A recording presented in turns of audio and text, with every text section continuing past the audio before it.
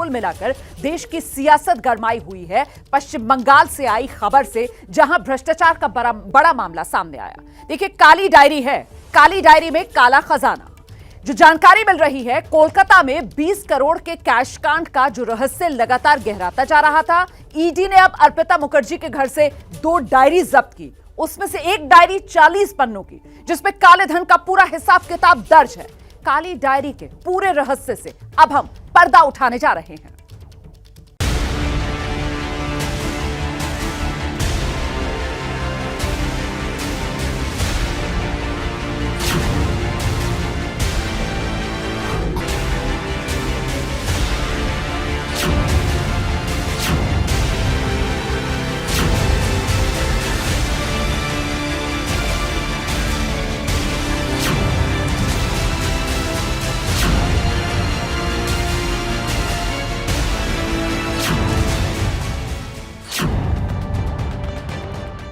$21 करोड़ से ज्यादा का ये कैश जब शुक्रवार को दुनिया के सामने आया तो हर कोई हैरान रह गया।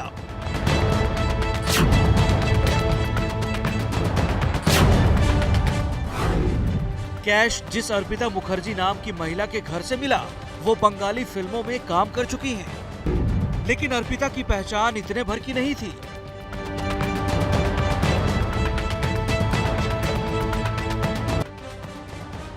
एक तरफ ईडी की टीम बरामद कैश को बड़े बड़े बक्से में जमा कर रही थी,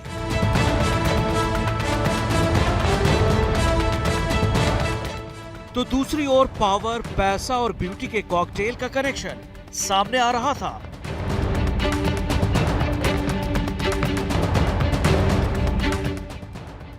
कुछ घंटों बाद ही कैश के कनेक्शन का तार बंगाल की सत्ता के गलियारे तक पहुंच गया और सवालों के घेरे में ममता बनर्जी की सरकार आ गई। बाद में ईडी ने ममता के करीबी मंत्री और राज्य के ताकतवर नेताओं में से एक पार्थ चैटर्जी को गिरफ्तार कर लिया।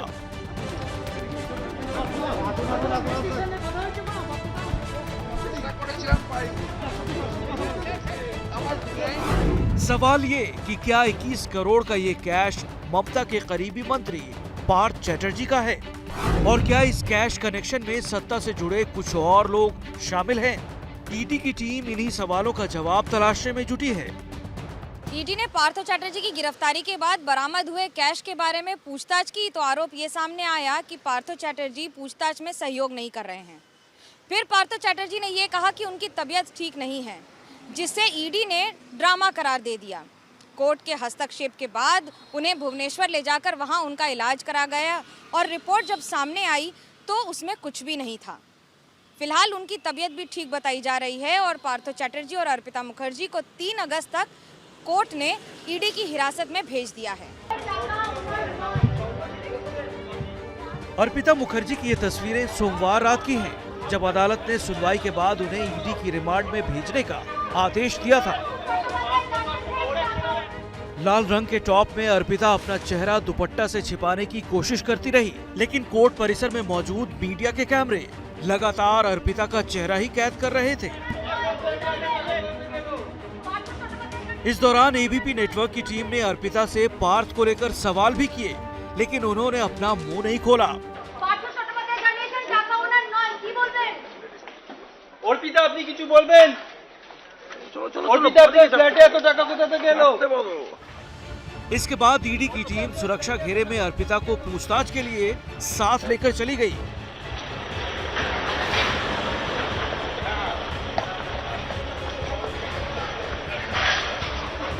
अर्पिता से ईडी ने रात को भी पूछताछ की, तो सुबह पार्थ चैटर्जी को लेकर ईडी की टीम भुवनेश्वर से कोलकाता एयरपोर्ट पहुंची। বলেছেন অভিযোগ সত্য হলে প্রমাণ হলে ব্যবস্থা, সেটা আপনি হলেও কি বলবেন? কি বলবেন পার্থদা? और फिर गाड़ी में बिठाकर ईडी के दफ्तर में साथ ले गई। দাদা আমি যাচ্ছি না। सूत्रों के मुताबिक पार्थ और अर्पिता से ईडी की टीम अलग अलग और फिर एक साथ पूछताछ कर घोटाले के तार को उजागर करने की कोशिश करेगी। मुझे मिली जानकारी के मुताबिक ईडी अपने ही दफ्तर की 7वीं मंजिल पर सीजीओ कॉम्प्लेक्स की सॉल्ट लेक में वहां पर दोनों से पूछताछ कर रही है। दरअसल पार्थो चैटर्जी और अर्पिता मुखर्जी दोनों को आमने सामने पूछताछ करने की भी तैयारी रखी गई है। सूत्रों के अनुसार सहयोग अर्पिता कर रही है, लेकिन बार बार विरोध कर रहे हैं पार्थो चैटर्जी। उनके हर सवाल पर या तो वो कह रहे हैं कि उन्हें याद नहीं है या फिर उन्हें पता नहीं है। एबीपी न्यूज के पास सवालों की वो लिस्ट मौजूद है जिसके जवाब ईडी पार्थ चैटर्जी से जानने में जुटी है। पार्थ से ईडी ने पूछा है कि आपके घर एसएससी के जो एडमिट कार्ड मिले हैं वो कहां से आए? अर्पिता के घर जो रुपए मिले हैं क्या वो आपके हैं? ये रुपए कहां से आए? क्या ये एसएससी भर्ती के पैसे हैं? पैसे किसके जरिए आते थे? अर्पिता से आपके किस तरह के संबंध हैं? सूत्रों का कहना है कि अधिकतर सवालों के जवाब में पार्थ या तो मालूम नहीं या याद नहीं जैसे शब्दों का इस्तेमाल कर रहे हैं। ईडी ने पार्थो चैटर्जी की तबीयत को ध्यान में रखते हुए एक कॉन्फ्रेंस रूम को ही लॉकअप में तब्दील कर दिया है। दरअसल उनकी तबीयत बार बार खराब हो रही है, ये शिकायत की थी उन्होंने, जिसकी वजह से उन्हें एयर कंडीशनर लॉकअप में रखा गया है।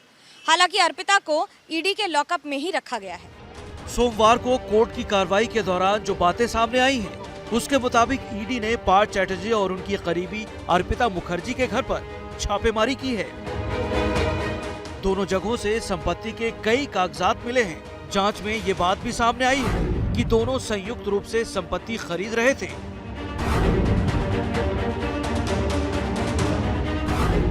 ईडी की माने तो उसके पास जानकारी यहाँ तक है कि अगर शुक्रवार को छापेमारी नहीं होती तो इन पैसों को कहीं बाहर ले जाकर ठिकाने लगाने की तैयारी थी।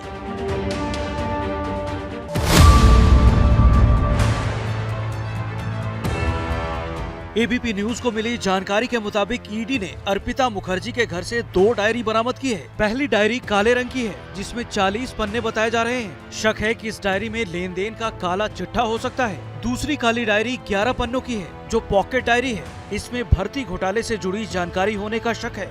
ईडी की टीम अपनी पूछताछ में डायरी के बारे में जानकारी चाहती है। शक है कि डायरियों में कुछ और रसूखदार लोगों का नाम मिल सकता है। अब जरा घोटाले और घोटाला करने के आरोपियों का पूरा चेन समझिए। इस पूरे घोटाले में अब तक 2 मुख्य किरदार सामने आए हैं। पहला किरदार पार्थ चैटर्जी हैं, जो राज्य में अभी उद्योग मंत्री हैं और पहले राज्य के शिक्षा मंत्री रह चुके हैं। जिस वक्त का ये घोटाला है उस वक्त पार्थ शिक्षा मंत्री ही थे। केस का दूसरा किरदार अर्पिता मुखर्जी है, जो पेशे से कलाकार हैं, लेकिन पार्थ चैटर्जी की काफी करीबी हैं। कई सामाजिक और राजनीतिक कार्यक्रमों में दोनों साथ दिखते रहे हैं।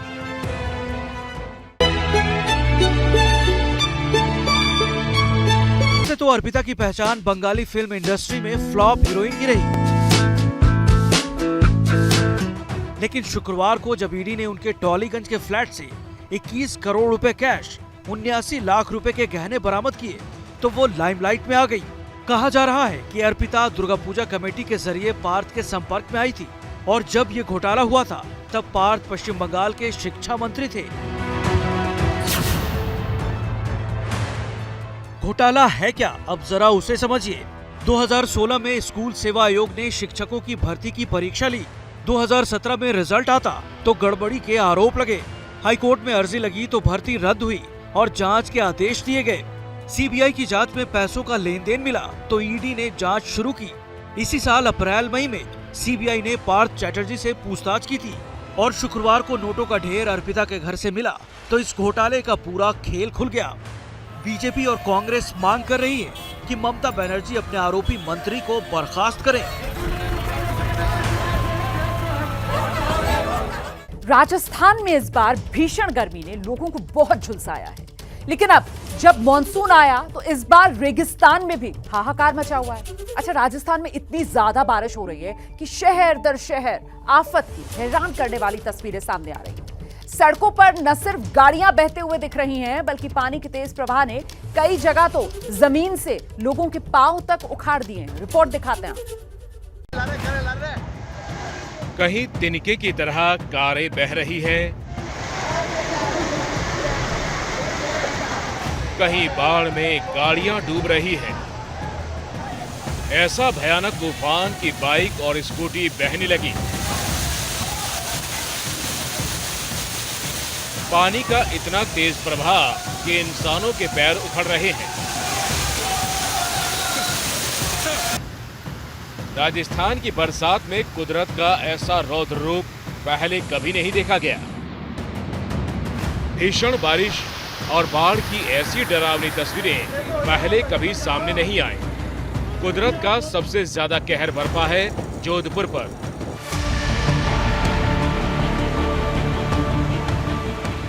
जोधपुर में सोमवार की शाम से जो झमाझम बारिश शुरू हुई, उसकी वजह से पूरा शहर एक तालाब में तब्दील हो गया।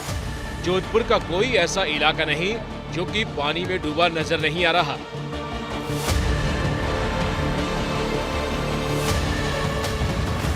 जरा इस पानी का वेग देखिए।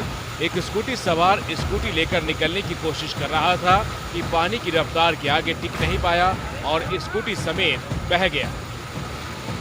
वो तो गनीमत है कि कुछ लोगों ने आनन फानन में पानी में कूदकर स्कूटी और स्कूटी सवार शख्स दोनों को बचा लिया।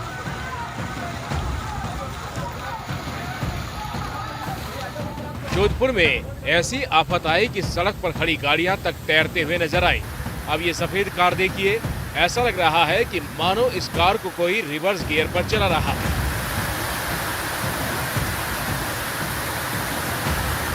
पानी का बहाव इतना तेज था कि एक आदमी खुद को संभाल नहीं पाया।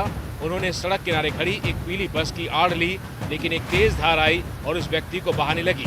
वो तो गनीमत है कि उसने बस के दरवाजे का हैंडल पकड़ लिया और बहने से बच गया। लेकिन इस बस के बगल में ही एक स्कूटी देखते ही देखते डूब गई। उसका अता पता नहीं चला कि वो गई कहां।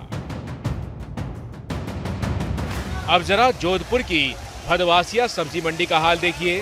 पूरी सब्जी मंडी जलमग्न है। लोगों की कमर कमर तक पानी भरा है। यहाँ गाड़ियां डूबी हैं, बाइक डूबी है, ऑटो रिक्शा डूबे हैं। ऐसा लग रहा है कि यहाँ गाड़ियों की जल समाधि हो गई है।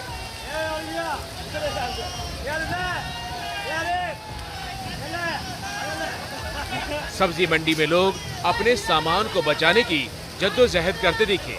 सिर्फ सब्जी मंडी ही नहीं, शहर के पोश इलाके भी यहाँ पानी से लबालब हैं। कोठियों के बेसमेंट जलमग्न हैं और घरों के आगे खड़ी गाड़ियां पानी में डूबी हैं। आप देख सकते हैं जोधपुर में जिस तरह से जल भराव रहा है, सड़कें नदियों का रूप ले चुकी थी। कई जगह ऐसा मंजर नजर आया जहां पर सड़कों किनारे खड़ी कारें, वो ऑटो रिक्शा भी पानी में बहते नजर आए। और ये देखिए पुलिस की गाड़ी जा रही है, पुलिस की गाड़ी गश्त भी लगा रही है कि कोई हादसा नहीं हो। हर ये सबसे जबरदस्त वाली बारिश इस मानसून की जो जोधपुर में हुई है। करीब 2 घंटे की मूसलाधार बारिश ने जोधपुर का ये हाल किया है। लोग समझ नहीं पा रहे कि इस मुसीबत से कैसे निकले। अब ये तस्वीर देखिए, जलमग्न सड़क पर 7 लोग धक्का देकर वहां फंसी गाड़ी को निकालने की कोशिश कर रहे हैं। पीछे वाले ऊपर आगे बस्तियों से पानी पूरा इकट्ठा हुआ, सारा पानी आके यहाँ इकट्ठा हो चुका है। यहाँ से अब निकासी का कोई रास्ता नहीं है। पहले भी प्रशासन को काफी दफे बता चुके हैं इस बारे में। मेरी तो पूरी गाड़ी पूरी अंदर पानी में हो गई है और हमारा जो अंडरग्राउंड है उसमें से भी पानी इतना आ रहा है कि अब पता नहीं कैसे सामान उसमें से बाहर निकलेंगे। डर ही लग रहा है, दबा हुआ है, अंडरग्राउंड भर गया है, रैंप में 1.5 फुट पानी है। देखो क्या हालत है, गाड़ियाँ डूबी पड़ी है, स्कूटियाँ ऊपर चढ़ाई है। भारी बारिश की चपेट में जोधपुर का रेलवे स्टेशन भी आ गया। पूरा स्टेशन जलमग्न है, लिहाजा इसकी वजह से ट्रेनें रद्द करनी पड़ी। शहर का हाल ये है कि कहीं कारें और ऑटो रिक्शा ही नहीं, एम्बुलेंस तक पानी में डूब गई। जोधपुर में जल निकासी की पोल खुल गई। आलम यह है कि सड़कों पर जमा पानी को निकालने के लिए ट्रैक्टर पर जो मशीनें लगाई गई वो खुद पानी में फंस गई। आसमानी आफत राजस्थान के भीलवाड़ा पर भी बरसी है। सड़कें दरिया बन गई और फिर सामने आई ये बेहद डराने वाली तस्वीर। अजमेर मार्ग पर एक रेलवे अंडरपास पर कार ऐसे फंसी कि देखते ही देखते डूबने लगी। उस समय कार के अंदर 2 लोग बैठे थे। कार को डूबते देख कुछ लोग उफनते पानी में कूदे और कार के अंदर फंसे लोगों को बड़ी मुश्किल से बाहर निकाला। इनकी जान बच पाई, वरना बड़ी अनहोनी हो जाती। भीलवाड़ा में रोडवेज की एक बस भी उफनते पानी में फंस गई। यात्रियों की जान अटकी रही। संकट में घिरे यात्रियों को छोड़कर बस का ड्राइवर भाग गया। बाद में प्रशासन ने क्रेन मंगाकर पानी में घिरी बस से यात्रियों का रेस्क्यू किया। भीलवाड़ा के भी हाल बुरे हैं। यहाँ सड़कों पर, गलियों में, घरों में, दुकानों में सब जगह पानी घुस गया है। राजस्थान के टोंक से आई ये तस्वीरें भी कम हैरान करने वाली नहीं हैं। कल की बारिश ने टोंक में ऐसा कहर बरपाया कि इंसान बहते हुए दिखे, गाड़ियां भी बह गई, गलियों में सैलाब की डरावनी तस्वीरें सामने आई है। टोंक के टोडा रायसिंह इलाके में गली में पानी के तेज बहाव के बीच कोई अपनी बाइक बचा रहा है तो कोई दुकान संभालने में लगा है, लेकिन पानी के प्रचंड वेग के आगे किसी की नहीं चली। पानी में एक बाइक बहती दिखी, कुछ लोग उसे संभालने की कोशिश करते हैं, काफी हद तक कामयाबी हो गए। तभी अचानक एक ड्रम बहता हुआ आया और बाइक को अपने साथ बहाकर ले गया। ड्रम और बाइक की चपेट में एक और बाइक आई, फिर तो ड्रम और युवक के बहने और बाइक को पकड़ने की नाकाम कोशिश में एक शख्स के बहने की तस्वीरें सामने आ गई। गनीमत ये रही कि इस जल तांडव के बीच कोई जानी नुकसान नहीं हुआ।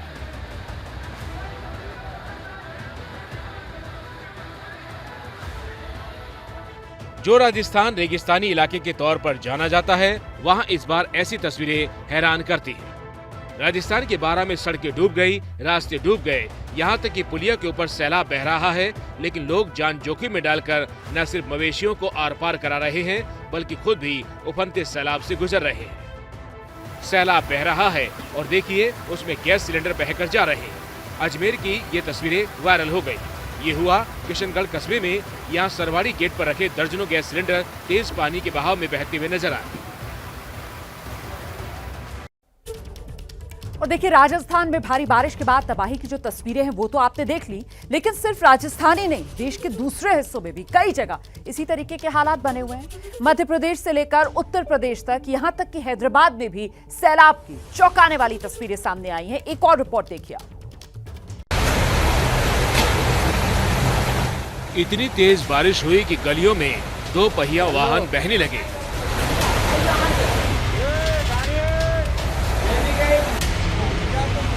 सड़कों पर इतना पानी भरा कि गाड़ियां फंस गई।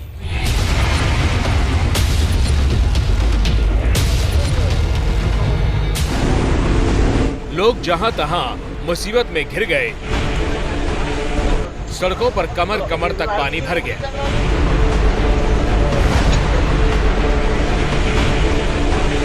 ये हैदराबाद की तस्वीरें हैं, जहां रात भर हुई बारिश ने पूरे शहर का बुरा हाल कर दिया है। हैदराबाद के मल्लेपल्ली इलाके में नगर निगम को ड्रेनेज क्लियर करने की सुध तब आई जब पूरा शहर पानी पानी हो गया।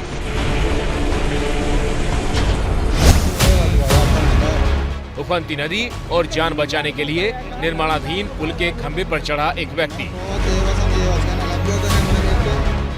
ये तेलंगाना के आसिफाबाद जिले के चिंतल मनेपल्ली की तस्वीर है। एक किसान बैलगाड़ी पर साईनाथ नदी पार करने की कोशिश कर रहा था, तभी जलस्तर बढ़ गया। किसान सैलाब में फंस गया। उसने संकट में सूझबूझ दिखाई और बगल में निर्माणाधीन पुल के खंभे पर चढ़ गया।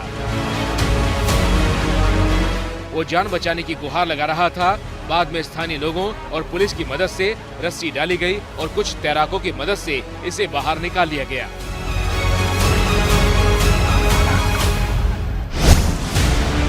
मध्य प्रदेश के सागर में लापरवाही ने इस युवक की जान आफत में डाल दी।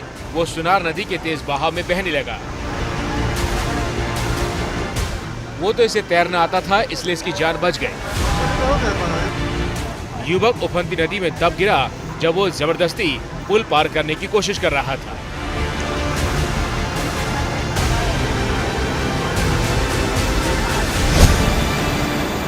यूपी के झांसी में बेतवा नदी में अचानक उफान आ गया। ये इसलिए हुआ क्योंकि राजघाट डैम से बेतवा नदी पर बड़ी मात्रा में पानी छोड़ा गया। लेकिन लोग कितने दुस्साहसी हैं कि उफनती नदी पार करने से बाज नहीं आ रहे, जबकि प्रशासन उन्हें ऐसा न करने की हिदायत जारी कर चुका है।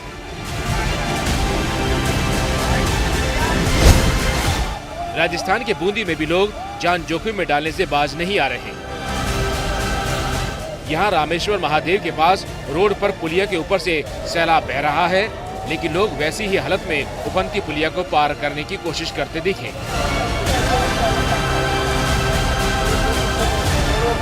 यहाँ पर इंसान ही नहीं, गाय और भैंसों का झुंड भी सैलाब को पार करने की कोशिश में लड़खड़ाता दिखा।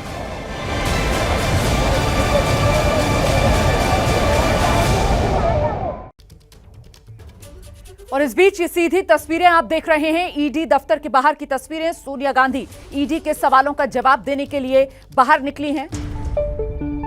इस वक्त की बड़ी खबर, ईडी दफ्तर से बाहर निकली सोनिया गांधी। सोनिया गांधी से ईडी की आज के दिन की पूछताछ खत्म। क्या आगे सोनिया गांधी को फिर से बुलाया जाएगा, इसको लेकर अभी तस्वीर साफ नहीं है। फिलहाल आज दूसरे दिन की पूछताछ थी जो सोनिया गांधी से हुई।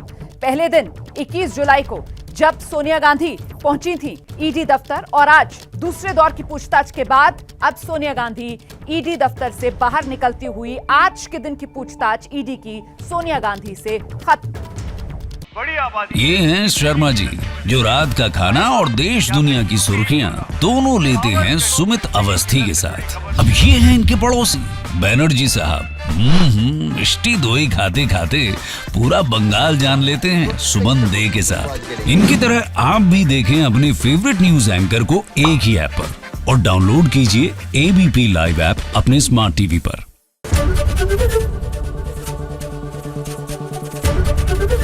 एबीपी न्यूज आपको रखे आगे।